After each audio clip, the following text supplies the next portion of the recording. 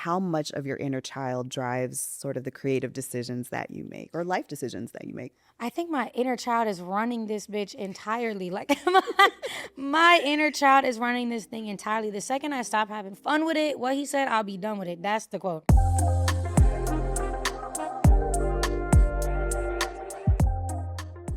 Adele Platon with Vibe Magazine here, and I am with the Bay Area's pride and joy, newly minted, 2-time Grammy winner, Hey.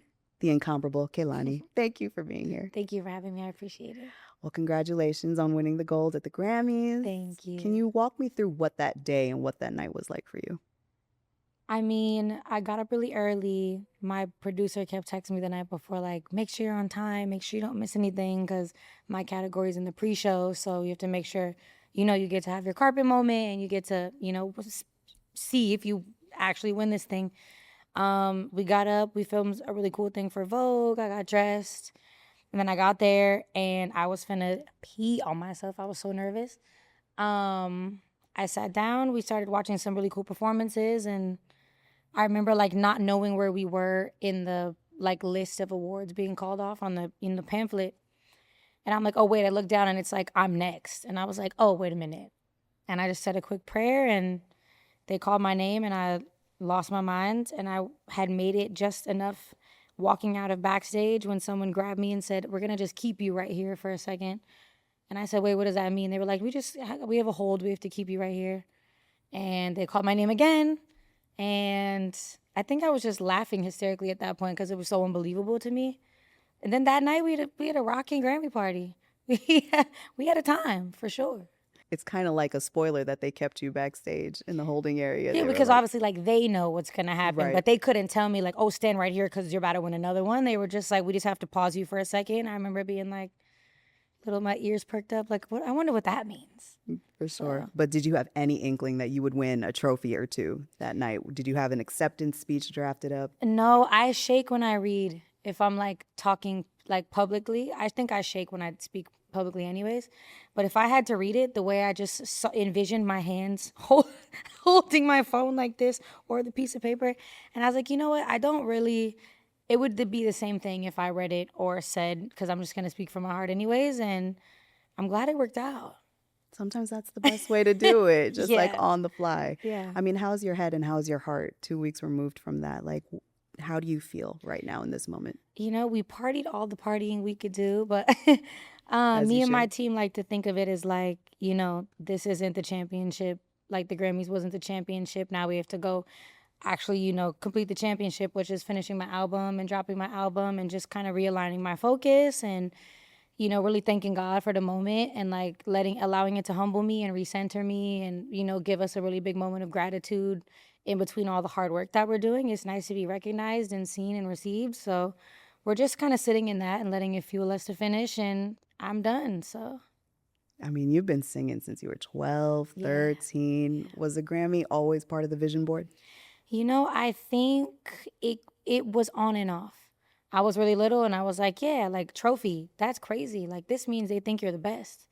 And then, I grew and understood nuance and understood what the best meant to me and really just focused on being my own personal best. And I think at times when you go a really long while in the industry with certain levels that other people deem you're supposed to have notched off of the list already, and that doesn't happen, you can get in a space of am I not deserving? Am I not working hard enough? What about what I'm doing right now isn't equaling to some of these, notches on the board or some of these finish lines? And so for a while, I just kind of was like, I'm going to probably just be in this underground underdog kind of lane where I'm always kind of fighting to prove myself a little bit. And it became kind of my thriving kind of space. And this kind of put us in a new ballpark. I do have to get into Folded. Yeah. The song that notched you these Grammys. Amen. Talk to me about how that song actually came together. So I think the story is hilarious because it was the most accidental thing ever. I was supposed to do a feature for somebody that's actually just now about to probably come out soon. And he was like, yo, I'm about to go on this massive tour. The only way we can finish this song is in person, and if you got to come to Miami and finish it. And I'm like, sure. I can do that. I grab my producer, I go with the people I'm working with, and I'm like, let's just make a trip out of it. Let's stay in that studio for like a couple of days after and let's get the song, but let's see if we come up with anything else. I get there and me and this guy can just not finish this song. Like we can't figure it out at all. And I just wasn't vibing in the studio. I'm like a house studio person. I record at home. I like to take my shoes off and have a big t-shirt on and it not be this like I'm sitting in a dark room with no windows. And so this guy, Don Mills, who actually plays guitar on the record, has like a studio bungalow in Miami. And he was like, guys, just come through. I got a couple separate rooms. Let's put some producers in here. Let's get you guys in here and let's just vibe.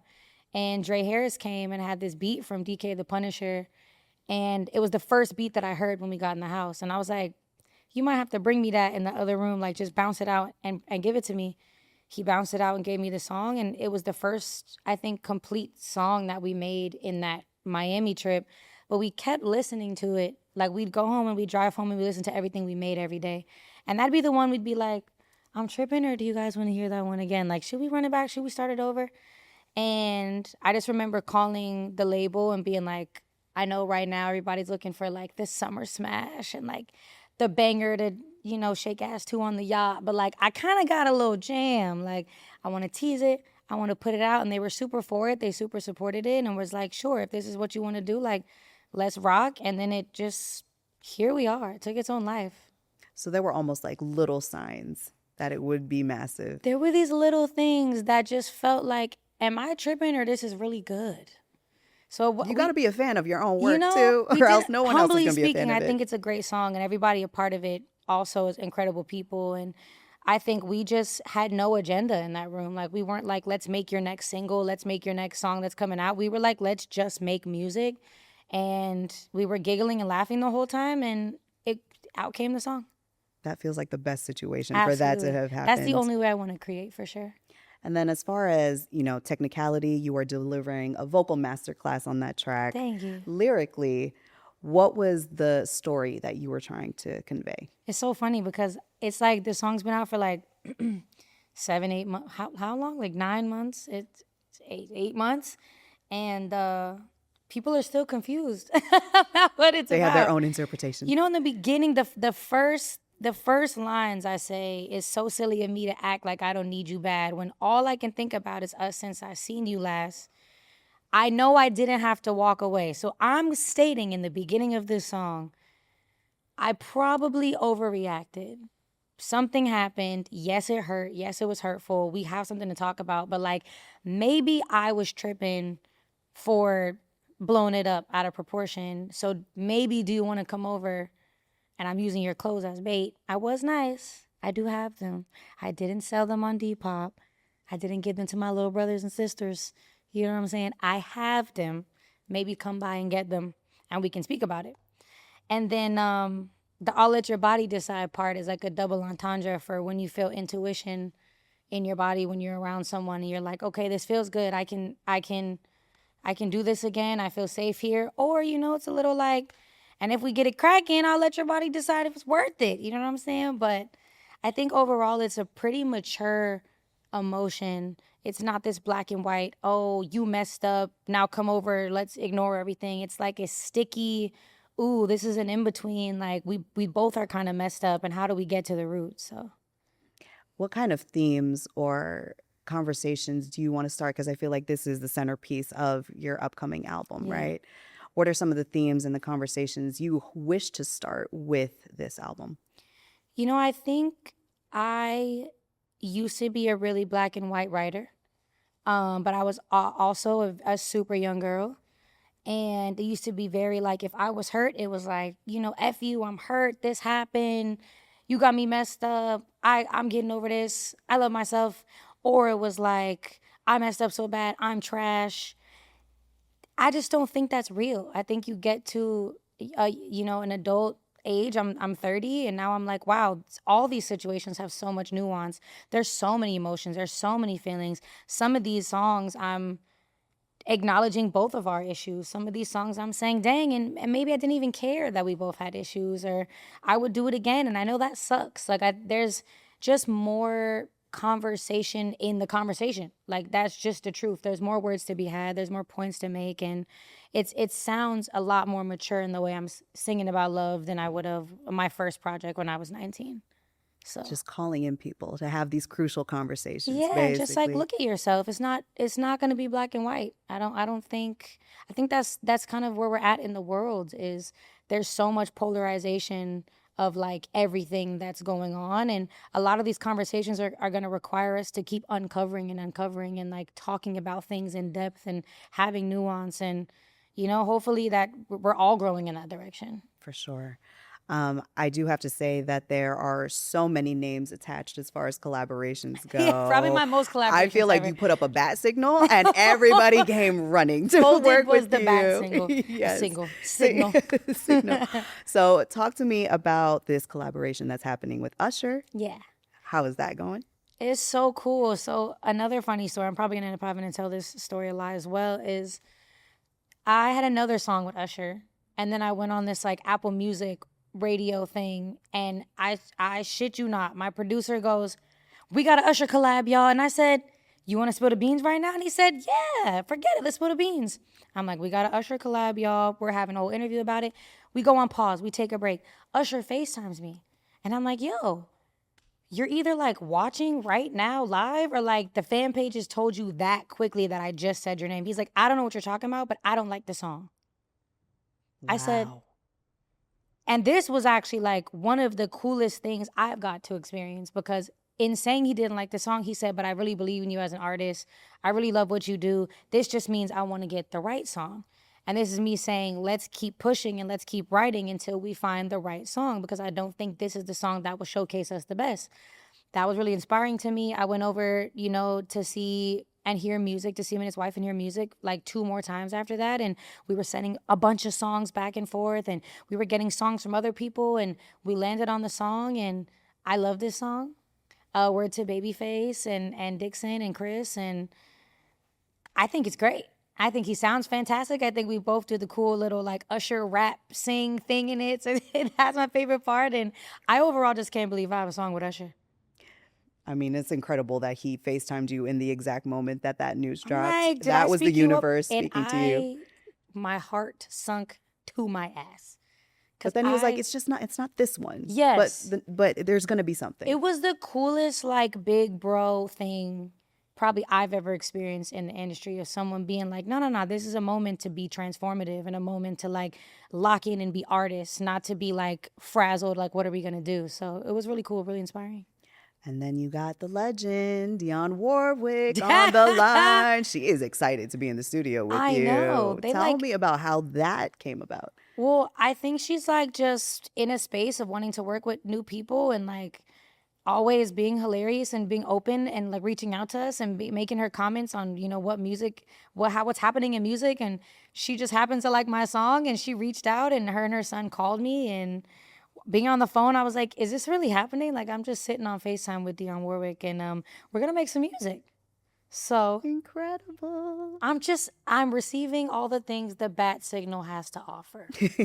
As you should. Thank you. You need to capitalize on it. I know your inner child was geeked when you also got to meet Mariah Carey Oh and yeah, also that was crazy. collaborate on Sugar Sweet. That was crazy. I know that she was very fundamental to your understanding of music at a very Yeah. young age. Talk to me about like how she has sort of helped you Yeah. find the type of artist that you are today. The main thing I think about when I, think about Mariah Carey is the fact that it is one of the craziest instances of longevity that we've ever seen, on account of also she's had classic albums with like decade gaps in between them. Like in a time where they deemed Mariah Carey done, she came out with Emancipation of Mimi and then had what, 4 more albums after that? That was like, I'm not only keeping up with y'all, but like I'm leading the pack. Like Emancipation of Mimi to me felt like it realigned R&B, hip hop, that mix at the time. And when people can say, oh, Mariah Carey's classic albums was, early 90s and this late 90s album and things like that, it was like, no, I'm gonna go on a hiatus and then I'm gonna come back and kick y'all ass. And, and it's a marvel to me, and she's done it every single time without any loss of quality. and the attention to detail. Man, Yeah. what? She doesn't let a single thing slip. How much of your inner child drives sort of the creative decisions that you make or life decisions that you make? I think my inner child is running this bitch entirely. Like my inner child is running this thing entirely. The second I stop having fun with it, what he said, I'll be done with it. That's the quote. I have gotten to the place before where I wouldn't say I was jaded, but I had so much like industry hurt or just hurt in general. So you get a combination of young woman hurt and industry hurt. And I stopped being excited about things. And I remember how painful it was to go through probably really cool things that were happening for me. You know, I'm at the photo shoot and I'm like, I hate every second of this. I want to go home. Or I'm, at a show and I'm like, this is dreadful. Or I'm like scared at the meet and greet. I wasn't even in a space mentally to be grateful for every single second. So now that I've just like let my inner child kind of like take the lead, she gets to be stoked about everything. And I just keep reminding myself, if I crawl out of that space, let me just go ahead and put myself back and just let her rock out. So yeah, she does it all. She's balling out.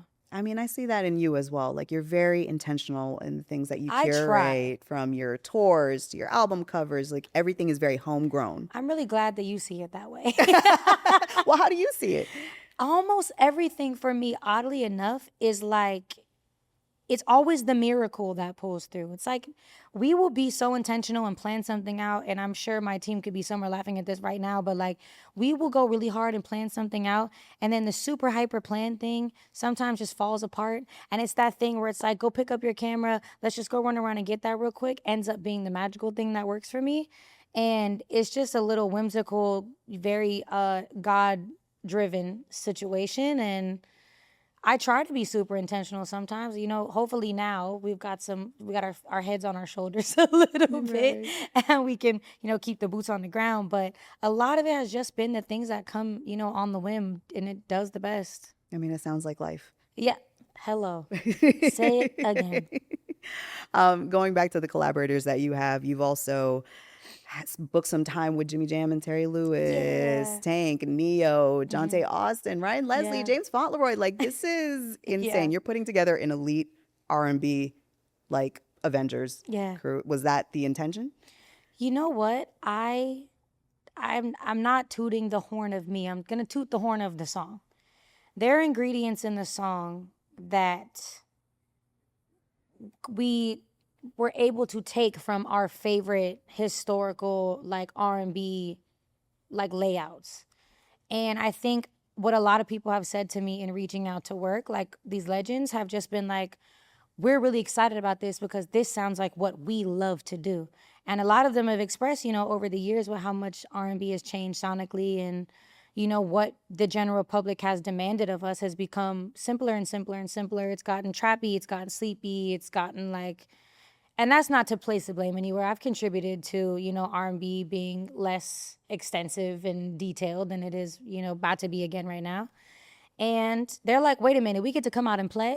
Oh, you want to do key changes? Oh, you want to do bridges? Oh, you want to do 5-minute songs? Oh, you want to do a breakdown? Oh, you want to sing and sing and sing and scream? And you're going to let me push you to sing at the top of your range? Let's do it. And overall, it's been really cool to like step back and learn from them in that way, but also watch their inner children come out and play and get to like reignite what they love the most about the genre. So Do you think that we're going to get a lot of bops, or are we going to get like power ballads, all of it? What kind of R&B ingredients are you trying to cook up for this album? Every time I listen to it, I either think, wow, I have more emotional songs than I thought, or wow, I have more bops than I thought. It's genuinely really split. The emotion that I wanted to invoke with the bops was very like, what does going out at 30 mean? Like, what does that, like, I'm getting ready with my homegirls, you're not about to disrupt my night? Or if I'm out with my homegirls, I'm grown enough to be like, I want you to call and pick me up, they'll be all right. Like, it's very like that grown, sexy, very like chic outside, not like young and turnt and burnt that I've been before. And the ballads, I think, are just like, they're speaking about love, but just from a relaxed place. Nothing feels strenuous, there's yearning. We love a yearn. Oh, we're yearning. Yes. But it's not a like I will die without you yearn. It's like a you just should just know how I feel. So I got equal parts Bob's, equal parts feels for sure. Like I'm whole on my own, and Yeah, it you're just feels along with very this ride if I choose witness you. me. You know what I mean? You just get to witness me, and I'll tell you about it a little bit. Yes. Yeah. I mean, I know you've also said in previous interviews that you were very strategic about the pronouns that you were using as Yeah. well. Talk to me about just like songwriting and Yeah. being very intentional about the words that you use. You know, it was less about like pronoun awareness. It was more like I want the listener to either feel like I am speaking directly to them or that they can sing this to someone else and feel like they can directly speak it. Not like it's third person, not like something also about having to use like the word girl or boy after sentences really grinds my gears because that's not how I would text in the first place. And I'm using that for anybody. Like when I hear the songs and it's like, ooh, girl, I'm like, would I text that? Would I be like, ooh, girl? Like, I wouldn't. But I would be like, hey, this is exactly what I have to say to you. So kind of everything to me feels like it's in letter form like that. Of how would I really say this and not like, how do I make this a song? So I think that was the intention behind writing from this, like, I guess, pronounless perspective is just like, how would I really say this to you? And I wouldn't be like, ooh, girl, every 5 seconds. So. I hear that. I know that so many queer artists are becoming more prevalent now in R&B space. Do you feel like you've helped open the doors for them? Were there artists that you looked up to that helped Yeah. you become more grounded in your identity and sexuality? You know, I like never, it's just something I never thought twice about. So it was never on purpose. But I do remember on my first mixtape, I have a song called First Position. And when First Position dropped and there was, I had women counterparts in the video, everybody was like, we're not seeing this right now. This is like something new for us. And I think it was a lot of pressure to kind of have that lens on me and put me in a couple corners at times of like, let's just only talk about your sexuality and let's get more into your sexuality. And I think for a while I felt intense pressure to have carried some kind of torch or carry some kind of lens due to my sexuality. And I think maybe, yeah, hopefully I contributed to the conversation, and hopefully people have always feel seen and safe when they're, especially in my spaces. I feel like my concerts are hilariously gay, and it's a As good they old should be. it's a good old stinking time. And yeah, I hope that anybody feels like I've contributed to that, and I've definitely brought along some cool like younger gay folks with me, and that's been fun to do as well. So Do you recall the moment where you fell in love with R&B? where I fell in love with R&B. Honestly, I remember listening to music and just wondering how voices could do that. And I think it was me in the mirror learning how to emulate. I say all the time, like, depending on what music you're raised on is how you'll sing. Even if I didn't grow up in the country, if my mom had listened to country music my whole life, I would have a twang and I would sing with a country accent because we're like parrots. We become what we listen to as singers. And I do remember desperately trying to learn how to riff and run and getting frustrated and then replaying the part of the song over and over again and teaching myself how to get through it and teaching myself how to get through it. And that had to be around like 6 or 7, and my mom just having immaculate music taste and playing me all the greats. And I truly think Stevie Wonder is my reason for being in love with music in general. From a writer's perspective, who can write this way? From a singer's perspective, what are we literally talking about? And just songs that changed and shaped the world. And I think having Stevie on my radar really, really early and getting to learn those songs, you have no choice but to learn how to sing. Of course. Yeah. Of course. Wait, have you worked with Stevie yet? I've never worked with Stevie Wonder. No, Did but we you sang set on up- stage together when I was on America's Got Talent when I was about 15 or 16. That was a defining moment. It for was you. crazy. I don't even know how I made it through that performance because I was just looking the whole time like side-eyeing. I'm like supposed to be looking at this camera and I'm like, that is Stevie Wonder, y'all. Is there a possibility that y'all will ever work together? Honestly, sure. I believe anything is possible at this point. The last year has been the most imagination filled, whimsical year of my life, and I think anything is possible. I mean, my next defining moment in R&B would be Brandy, and that happened. So I think anything's possible. Yes, at Yeah. this point. Speaking of Stevie Wonder, you posted the most adorable video of your My little baby. daughter We singing gotta "Don't Worry we About gotta a carry on the Thing." traditions. Yes, how important is it to instill like a strong musical foundation and education with your child? You know, my daughter is, and something about this new generation in general, they are freaky smart. They're freaky smart. They're freaky empathetic.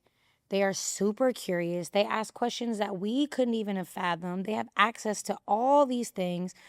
My daughter can listen to a million different things at the tip of her fingers. It isn't just based on what I like. She has her own taste in music. And I think in not facilitating that in some kind of way, you just end up robbing the kid of like that extra ethos of like an artistic tool belt that they can have at some point. And I just want her to always be like, oh, wow, I need to know something about music. I got this. Oh, I need to know something about art. I got this. You need some fun facts about astrology. My daughter knows her chart. She's got it. So overall, I think we get to have a really cool experience parenting these kids because I feel like they're kind of parenting us. I do want to reflect a little bit because Sweet Sexy Savage turned 9 recently. And you also cut your hair. I did again. It's short under here. I'm bald head, guys.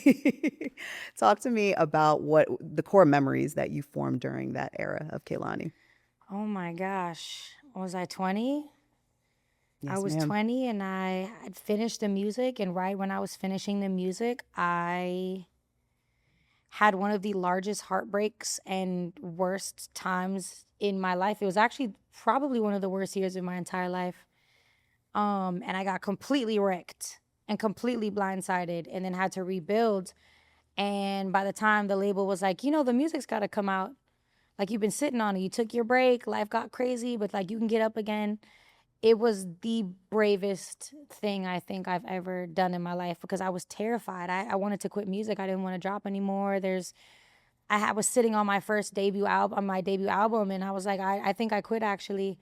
And my community really held me down and told me, this can't be the thing. This isn't when your story ends. And that's really what I think about when I think of that album, beyond making that album, beyond all the studio sessions and the features. Actually, I don't think there's any features, but the studio sessions and, making the music, that album wasn't supposed to come out.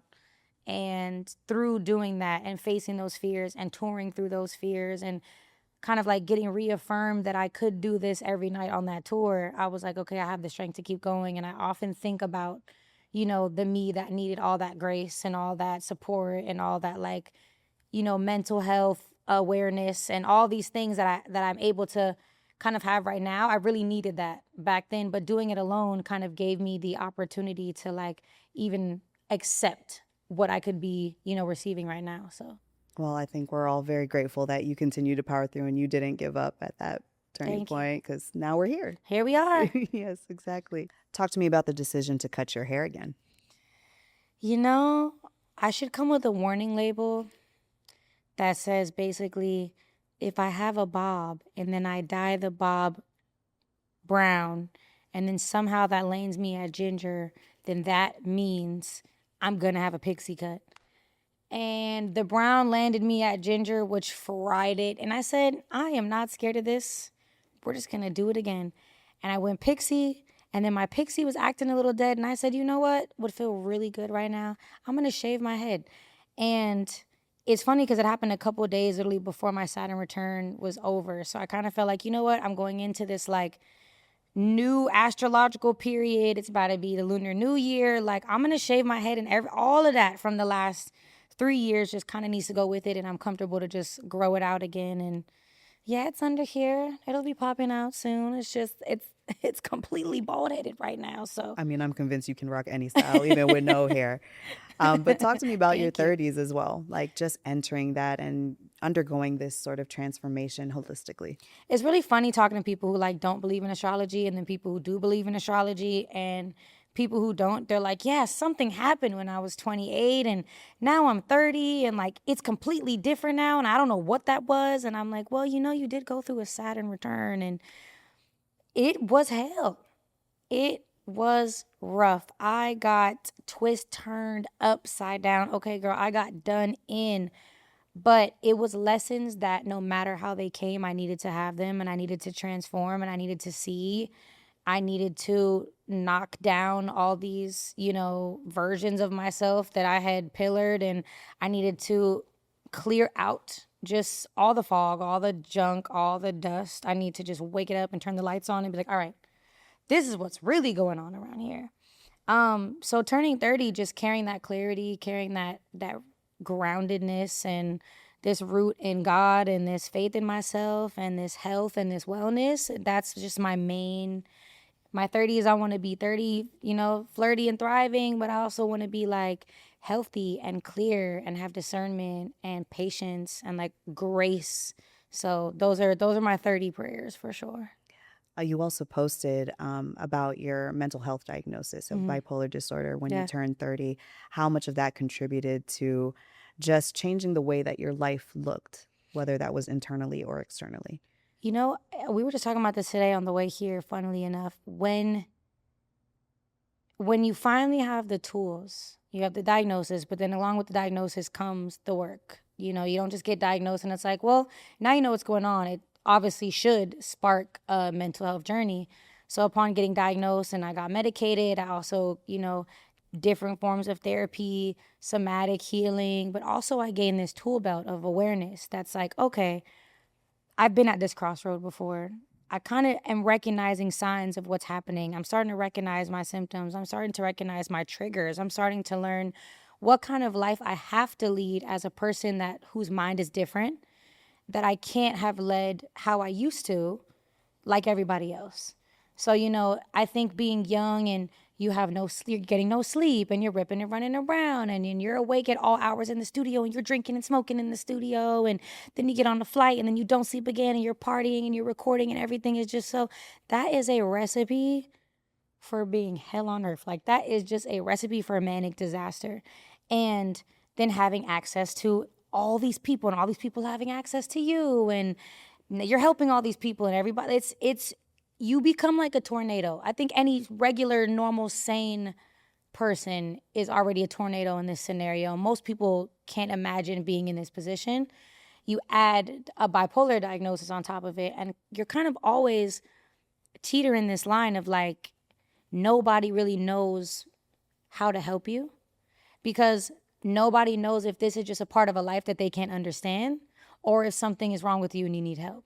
Because everyone around is like, this must be just like famous stuff. Like, this must just be like crazy artist stuff that all you guys must go through, and you hear the stories. And I'm like, maybe when you hear the stories, we might have all been struggling a little bit, and we could have maybe been afforded some care and some regulation. And so right now I'm just in the process of letting people around me know what that really looks like, what I really need, being transparent. Hey, if you kind of see these signs, I'm not sleeping, I'm not eating, I'm talking really fast, all of a sudden I want to pick up 17 new hobbies and I might dye my hair pink, maybe call me in and tell me I'm tripping, call my psychiatrist, I'm in crisis.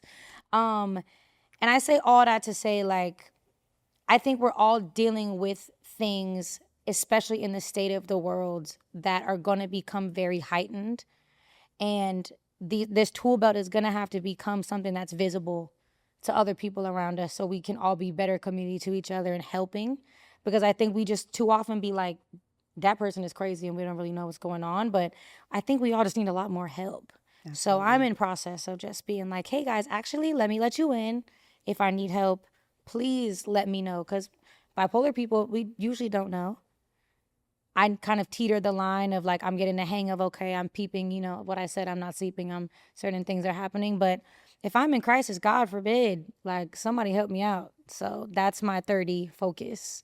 What were the events that sort of pushed you to seek that diagnosis out?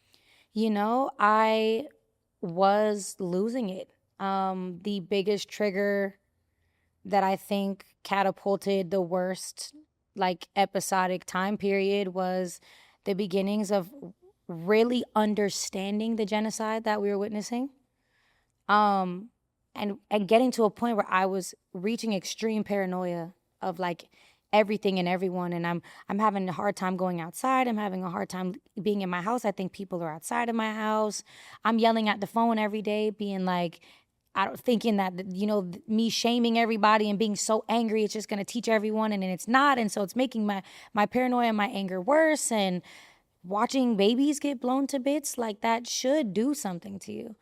And I think all of that combined with just me not knowing what to do with my position, you know, the Survivors Guild, you're a thriving celebrity in a time when people are struggling to get their needs met and people are being murdered for existing. It can make you feel kind of insane. And I think all of that just made me snap. And I super snapped. I snapped so bad. And I wouldn't say thank God for the snap, but I wouldn't have got the diagnosis if I didn't fly off the handles the way that I did. And we're here now and we're regulated. Shout out to nervous system regulation. No, for real. Yeah. It can be a lot to navigate this world, especially with the onslaught of news that keeps pouring in every single day. How do you navigate your relationship with fame and social media and the internet? You know, I've kind of just accepted that we're in an era where everything is going to be met with negativity. I don't have that hope anymore that people can just have just fruitful careers without the bullshit. Like that washed away.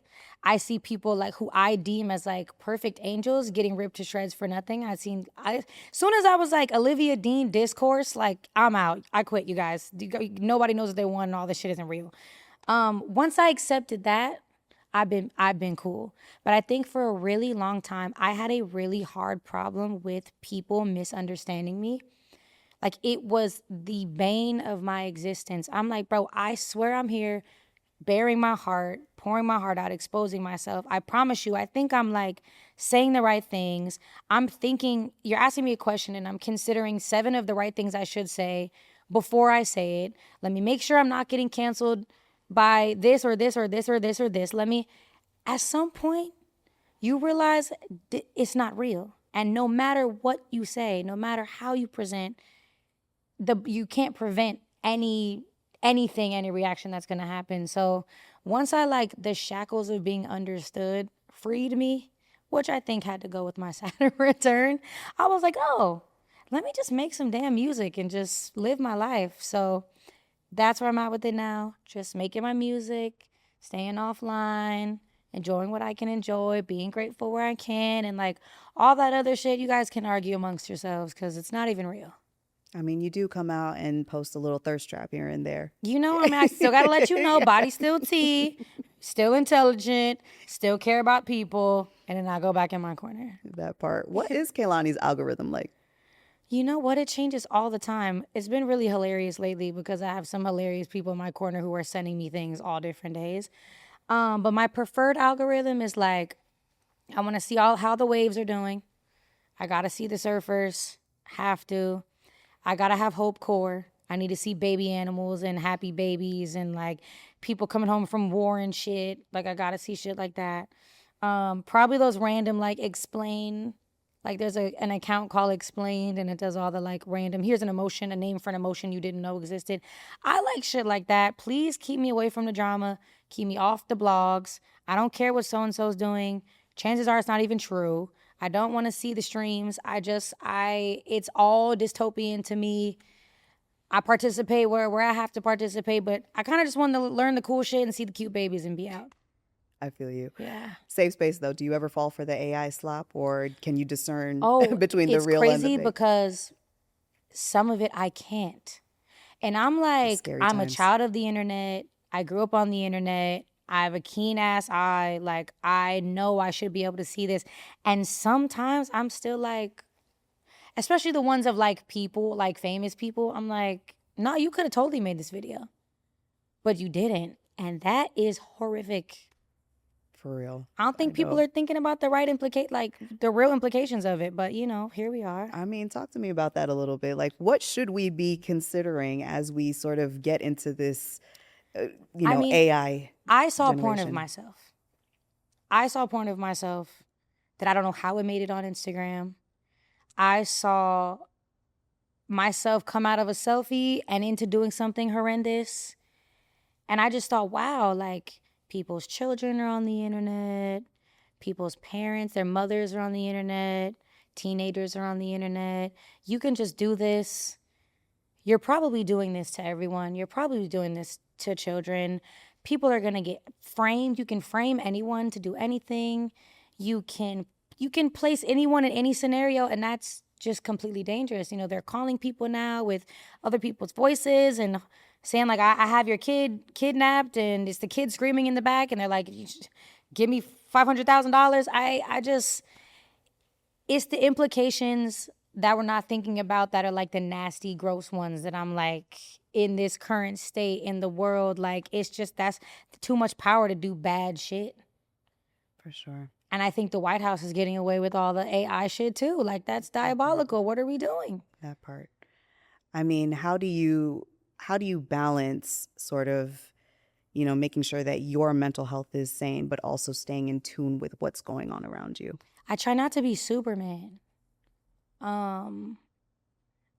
I think when you have spoken out for something before or stood on things you believe in before, people like to then make you a pillar and a martyr, and that remembrance of your humanity no longer exists.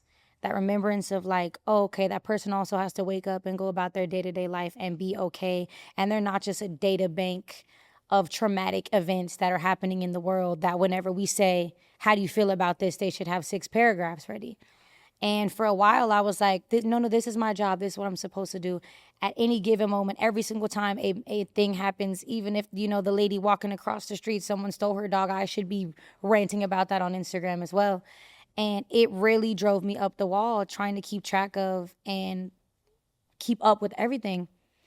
And I'm like, wow, I'm a mother. I have a child to be present for. I have a job that I have to do every day to support this child and to raise this child. And this is actively taking away from my ability to be present as a mom and be a present, you know, partner, friend, daughter, all the things. And I had to step back and I had to say, actually, I can't fight everything. Me by myself with just my my Twitter fingers and my loud ass mouth can't fight everything. And at some point there has to be some sort of self-preservation that exists in my career to where I can be a human. What are your non-negotiables right now? Where do you find your peace in everyday life? Oof, my non-negotiables are everything. I have to do something that fills my cup if I'm doing things that, you know, requiring me to pour out. I can't just go on work benders. Like, it cannot be, I'm grinding until I die. Like, grind till you die. Respectfully, that culture, that needs to die. Like, getting into 30 and being like, wow, my body hurts. And I just did a video shoot yesterday, but I feel like I got hit by a truck. Like, I need to lay down this day. And you guys are going to have to let me lay down. You guys are going to have to let me rest my mind when I need it and take time off to, like, not have to think about everything. And I can't say yes to all these things, and I can't go be around all these people, and I can't show up just because people expect me to. And saying no was a really hard lesson, and being selfish was a really hard lesson for me. And that's my biggest non-negotiable at 30. And also that I need 8 hours of sleep. That part. And I need 3 meals a day. And you need to go to the gym. I need to go to the to go to gym, surf. girl. I have to do. I need the routine. I need the wellness. It's. I will be haywire otherwise.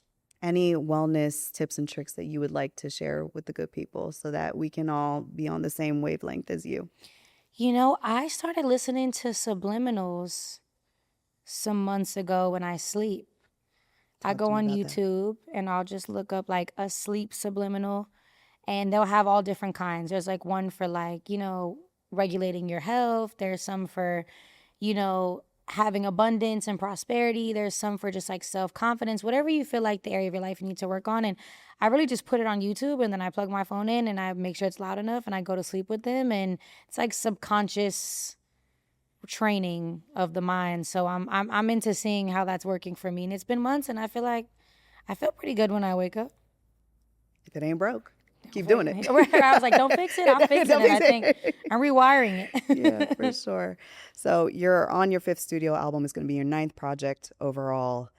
Talk to me about the importance of consistency and output, and just sort of what this next era of you is going to look like. You know, I think again, relating to the not overworking, is just focusing on making a fantastic body of work that didn't require me to make a zillion, trillion songs. And I say that hilariously because technically this was already 2 albums. We made an album, we scrapped it, we started making another album, we made Folded, Folded came out. Now I have made the body of work that is this album.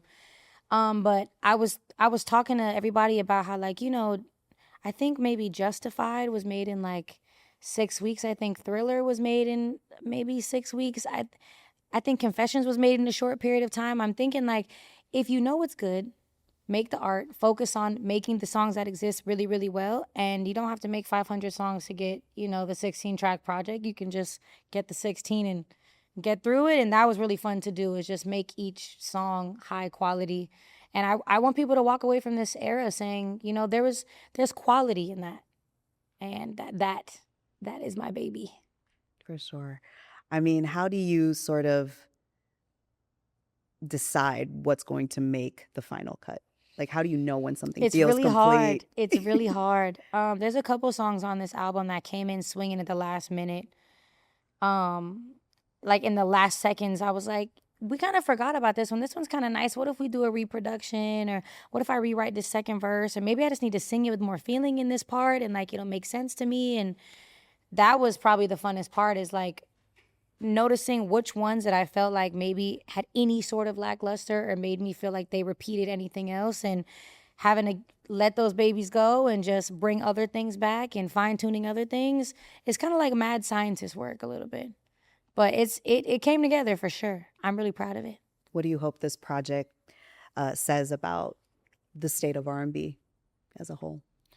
Honestly, just that there's a lot of care in R&B.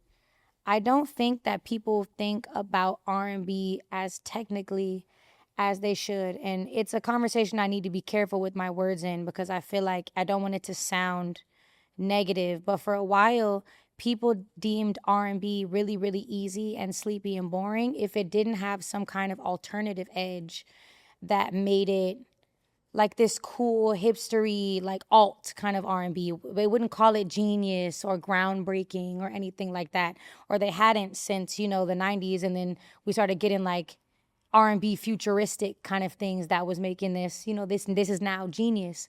And when you listen to these old R&B songs, you're like, wow, there's like 4-part harmonies. There's like a million vocal stacks. She modulated, changed the keys twice. These lyrics are potent. She's singing her ass off for 4 minutes. Like, to me, that's genius. That's a very high level skill, high level quality. And I want people to hear this album and to think, wow, this is very high quality. And there was a lot of intention put in this and a lot of skill put in this. The producers really flexed. The musicians really flexed.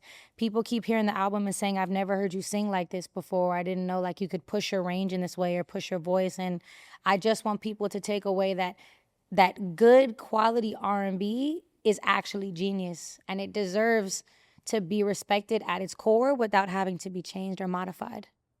Amen, amen. You had said that in the beginning, the struggle made you feel like you were an underdog for so long. To bring this home, what do you hope to carry forward? What's the intention you want to bring into this next year for you? I really just want to break my ceiling of limitations that I seem to have put on myself. I think for so long I thought that, what I had reached was the top of what I could reach, and that maybe the things I saw for myself were like a super distant possibility. That was more of a maybe than it was in like the yes range. And I want to be the icebreaker for myself, and I want to call in those things, and I want to not feel shy or feel like I have to make myself smaller or dumb anything I'm doing down to get anywhere that I want to go. And I just want to keep being surprised and keep being excited, because again, you can do this thing for so long to the point where things stop exciting you because new things stop happening. And I'm in a really cool, fortunate position to, at over a decade in the game now, being shocked and be surprised and be giddy and excited about things again. So I want to keep being excited. And we want to keep being excited for you. Thanks, Garrett. So thank you so much, Kehlani, for being here. Thank you. We appreciate you.